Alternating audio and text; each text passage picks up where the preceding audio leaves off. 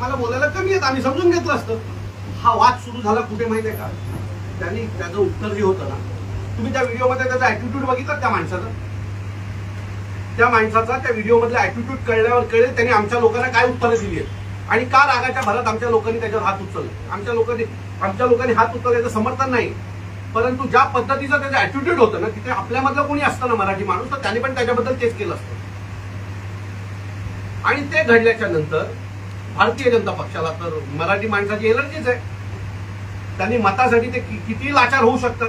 मग इथल्या भारतीय जनता पक्षाच्या एका नेत्याने तो व्हिडिओ ट्विट केला आणि ट्विट केल्याच्या नंतर ह्या सगळ्या गोष्टी घडल्या. त्यांच्याकडनं सगळ्या चॅनलला ह्या बातम्या गेल्या. आता एवढंच त्याला खाज आहे ना व्हिडिओ ट्विट करायची. मी तुम्हाला परवाचा ठाण्याचा व्हिडिओ दाखवतो.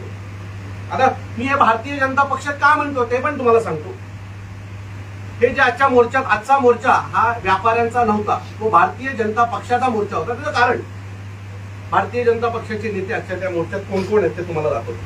भारतीय जनता पक्ष आघाडी हीच लोक या सगळ्या मोर्चात आहेत, यांचीच लोक या मोर्चात आहेत आणि म्हणून आम्ही ते तुम्हाला दाखवण्यासाठी आज इथे आलोय. आता एवढंच आहे ना, एवढंच तुम्हाला वाईट वाटतं ना, एका व्यापाऱ्याला मारलं. हे 5-10 व्यापाऱ्यांनी मिळून हा ठाण्यामधला व्हिडिओ आहे. एका मराठी माणसाला कुत्र्यासारखं मारलंय. हा ठाण्यातला, हा कुठल्या चॅनलनी नाही फिरवला, हा कुठल्या युट्यूबरला नाही वाटलं की आम्ही हा दाखवायला पाहिजे. एवढे व्यापारी मिळून कुत्र्यासारखं लोळून त्या मराठी माणसाला मारतात. मग आम्ही या व्यापाऱ्यांच्या विरोधात काही लाखोचा मोर्चा काढायचा का? आम्ही समजून घेतलं की त्या 2 लोकांमधला काहीतरी वाद असेल आणि त्यातनं ते घडलंय.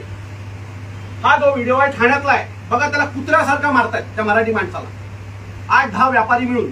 हे सगळे व्यापारी या समाजाचे आहेत. आम्ही समाज म्हणून पाहतच नाही, कारण या समाजातले अनेक लोक आमच्या महाराष्ट्र सैनिक मनसेमध्ये काम करतात. माझं मत आहे की ही मानसिकता जर असेल तर नरेंद्र मेहतांनी हा पण व्हिडिओ ट्विट करायला हवाय, पण त्याला वादच लावायचे होते. त्याला यांना ना भांडणं लावायचे आहेत आमच्यामध्ये. मग आम्ही पण काढतो आता मोर्चा.